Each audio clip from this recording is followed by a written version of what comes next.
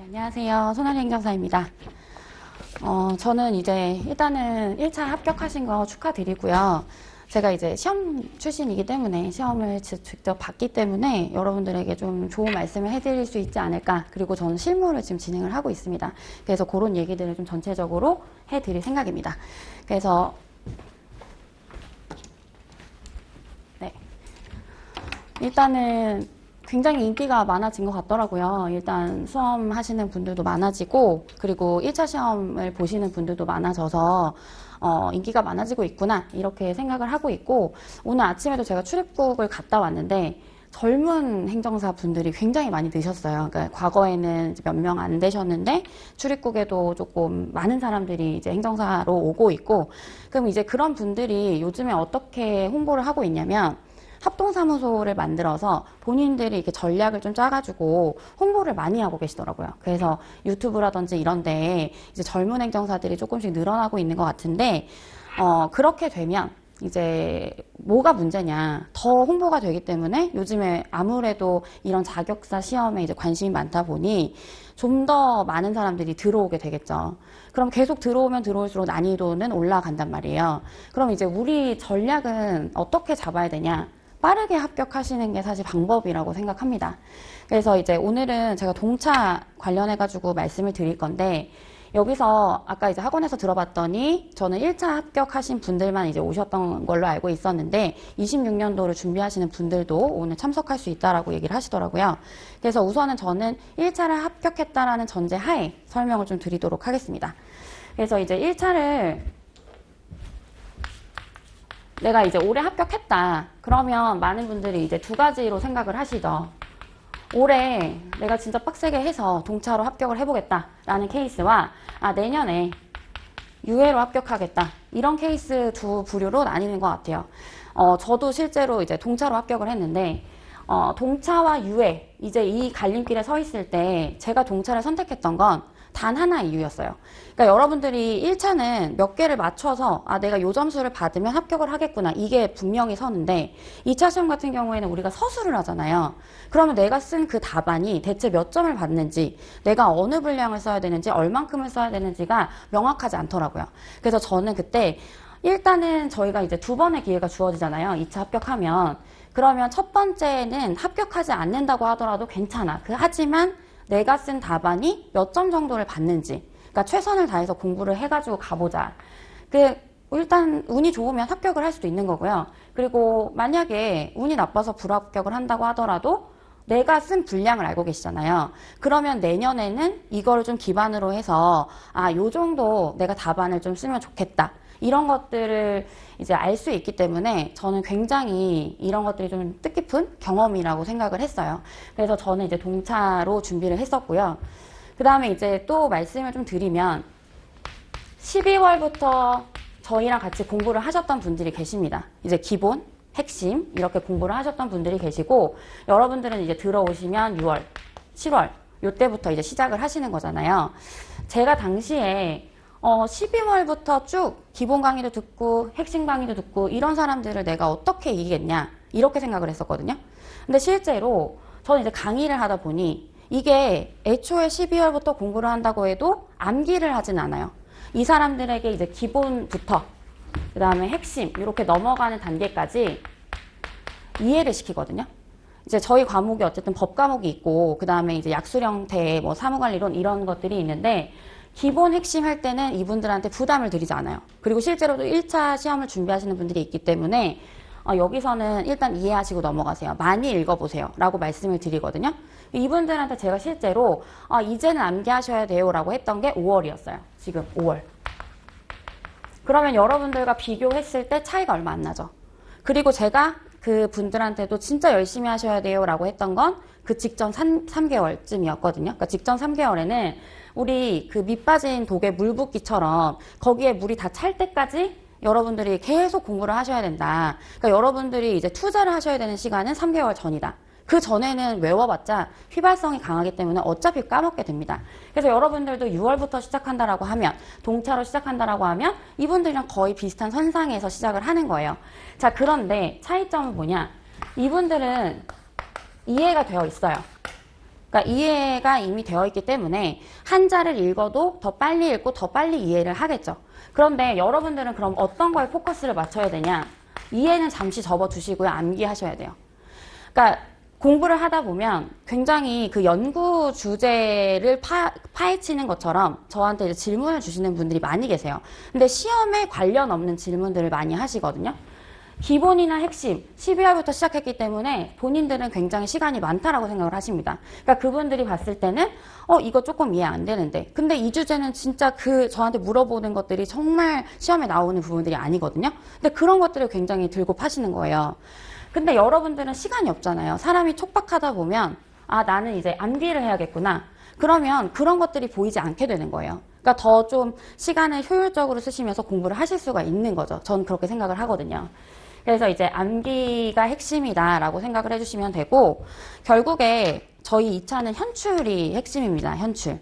우리가 이제 빈 종이에다가 내가 알고 있는 내용을 얼마만큼 작성을 하는지 근데 그 작성한 내용이 얼마만큼 논리적인지 그리고 그 법률의 용어들을 사용하면서 이게 얼마나 이제 뭐 틀리거나 뭐 맞거나 이런 것들을 이제 핵심 있게 여러분들이 적어 주셔야 되는데 저는 우선은 제가 이제 맡고 있는 과목은 사무관리론, 그 다음에 행정사 실무법이에요. 일단 사무관리론에 대한 이제 말씀을 좀 드리면 처음에 진입 장벽이 굉장히 낮습니다. 왜냐하면 사무관리론이라는 그 용어 자체가 민원처리법과 그 다음에 행정 업무 관련된 내용들이 들어가 있기 때문에 우리 살면서 뭐 민원 처리 한 번도 안 해보신 분들 없으시잖아요. 그리고 언젠가는 들어봄직한 그런 내용들이 이제 민원 처리법이에요. 그래서 처음에는 굉장히 쉽다라고 말씀들을 많이 하세요. 그리고 이제 행정 업무 같은 경우에도 주로 나오는 게 행정사는 사실 이제 문서를 작성해서 인허가를 신청하고 이런 업무들을 대리해서 하는 거기 때문에 행정 업무에서 가장 많이 기출로 등장하는 게 공문서 작성, 그러니까 문서의 효력 발생 이런 쪽이거든요. 그렇기 때문에 이쪽도 회사 생활이나 아니면 뭐 이제 공직 생활 이런 것들을 하셨던 분들이라면 되게 쉽게 잘 이해하실 수 있는 부분입니다. 근데 이제 사무관리로는 시간이 가면 갈수록 힘들어들 하세요. 왜냐하면 주제가 이제 2개 합쳐서 거의 70개 정도? 네, 요 정도의 주제로 나오게 되거든요. 그 정도로 이렇게 추리면 그 정도 주제가 되고요. 그 다음에 이제 플러스로 작년에 이제 충격적이게도 저희가 공고를 하잖아요. 우리 행정사 시험은 이렇게 볼 겁니다. 라고 해서 사무관리로는 민원처리법과 행정업무 이제 혁신에 관한 법률이죠. 여기서 나온다고 했는데 작년에 사무관리론이라는 교수저 책에서 나왔어요. 그러니까 이 과목을 어떤 뭐 사무 관련한 자격증을 이제 준비할 때 이제 그런 활용하는 그런 과목이라고 하던데 그 사무관리론이라는 책 안에 사무 개선 내용이 나오거든요. 이게 굉장히 새롭게 등장을 한 거예요. 그래서 저희도 이제 모든 이제 시험 이제 뭐 여기 이제 학원가라든지 그 다음에 수험생들이 이제 약간 얻어맞은 느낌이었죠. 그래서 추가를 했어요. 저희도. 어쨌든 기출이기 때문에 이걸 뺄 수는 없습니다. 그래서 어쨌든 경향 자체가 조금 불이타가 나오고 있구나. 저희 이제 보면 거의 2,000명 정도가 이제 2차 시험을 보겠죠? 그러면 2,000명 정도의 시험을 교수님들이 이제 채점을 할 건데 남들보다 잘 쓴 이런 답안을 이제 골라내야 되는데 워낙에 많은 사람들이 보기 때문에 좀 불이타들을 이제 섞고 있는 것 같아요. 그래서 사무개선 쪽 이렇게 해가지고 총 했을 때 한 80개 정도? 이 정도 되는 것 같아요. 주제들이. 그래서 일단 키포인트는 사무관리론 같은 경우에는 지금 시간이 너무 이제 짧기 때문에 목차 위주. 그러니까 목차를 일단은 무조건 목차 스터디를 하셔야 될 것 같고 그 다음에 키워드 위주로 가셔야 될 것 같습니다. 목차는 뭐 정의, 그러니까 우리가 일반적으로 뭐 정의, 뭐 개념, 그 다음에 효과 뭐 이렇게 얘기를 할 수 있는 그런 목차인데 저희가 이제 책에 사무관리론 같은 경우에 좀 편하게 공부하실 수 있도록 요약해 놓은, 그러니까 어떤 내용들을 요약해 놓은 걸 저희가 이제 목차들로 이렇게 달아놨어요. 이 목차들을 여러분들이 먼저 이렇게 암기를 해주시면 그 밑에 들어갈 내용들이 기억이 나시거든요. 그러니까 이제 어느 정도는 쓰고 오실 수가 있는 거죠. 그래서 목차는 무조건 스터디를 해주셔야 되고 두 번째는 키워드예요. 들어가야 되는 중요한 핵심 부분들.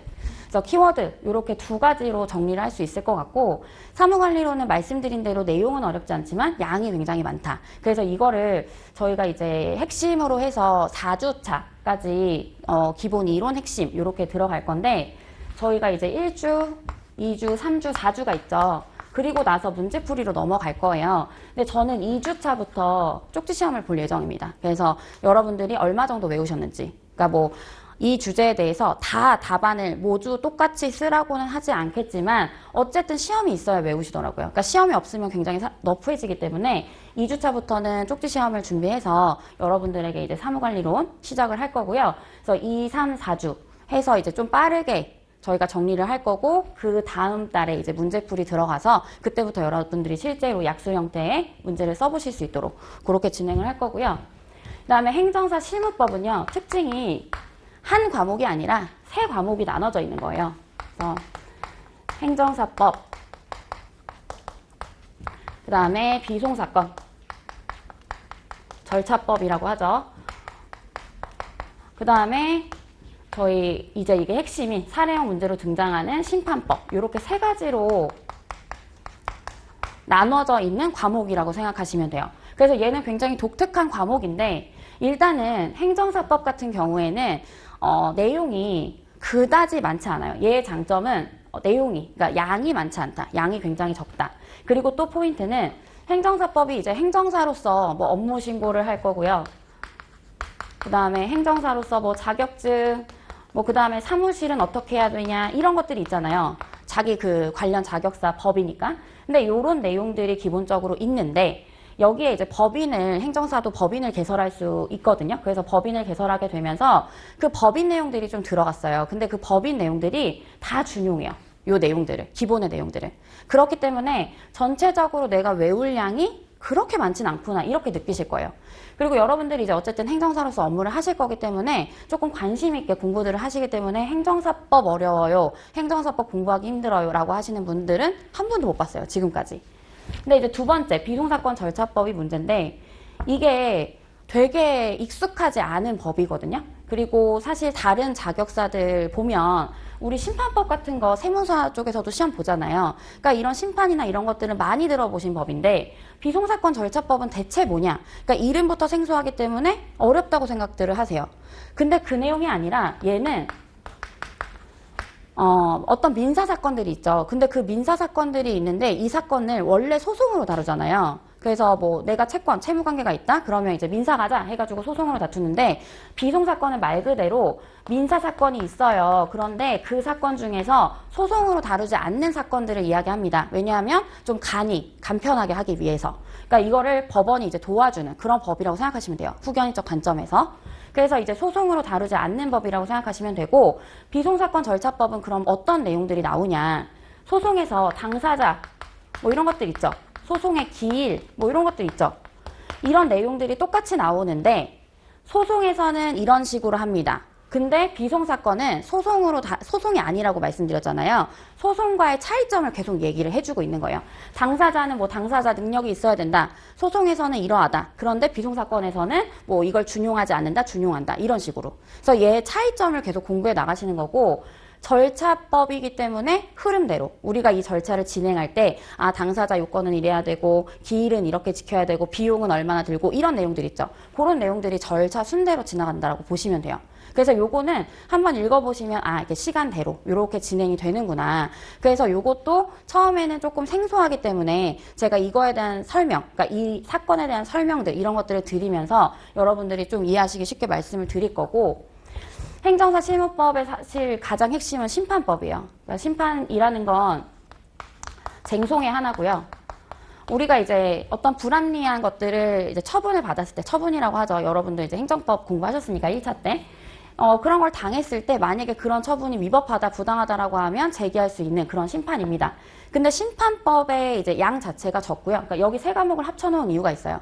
모든 이 법들 각각 자체가 양이 적고, 얘는 우리가 어떻게 공부를 하냐면, 심판법에 뭐 여러 가지 요건들이 있는데 그 법리들을 공부를 하신 다음에 사례형 문제가 나오죠. 그래서 사건 관계가 나올 거예요. 그럼 거기서 이야기하는 쟁점이 뭐냐? 이 쟁점을 파악을 하시고, 그리고 나서 이 쟁점에 맞는 법리를 작성하시고요. 그리고 사안에 포섭하시고 이렇게 해서 마무리를, 답을 내는 이런 형태로 여러분들이 답안을 구성하실 거예요. 근데 만약에 내가 법학과도 아니고 이런 시험 공부를 해본 적이 없다. 그러면 굉장히 어려우신 내용인데 이거를 몇 번만 해보시면, 그러니까 한 뭐 3회차까지 이제 공부를 해보시면 오히려 얘가 더 쉽다고 해요. 다들 사무관리론이 훨씬 어렵다라고 말씀들을 많이 하십니다. 내용이 워낙에 적기 때문에 계속 들어가는 내용들이 반복이 되고요. 법리 내용들도 이제 반복이 되기 때문에 그렇게 진행이 된다라고 보시면 되고, 우선 저는 행정사 실무법도 이제 저희가 핵심 이론 강의를 할 때 2주차부터는 쪽지 시험을 진행할 예정이에요. 이게 여러분들이 뭐 책을 보고 쓰시건 뭐 이런 것들은 제가 뭐 어쩔 수가 없는데, 공부를 하셔서 우리가 결국에는 현출을 해야 되는 시험이고, 결국에 5개 문제 정도가 나올 때 각각 20점이라고 생각하시면 되거든요. 일반적으로. 근데 여러분들이 20점짜리를 하나를 못 써버리면 아예 점수를 받으실 수가 없거든요.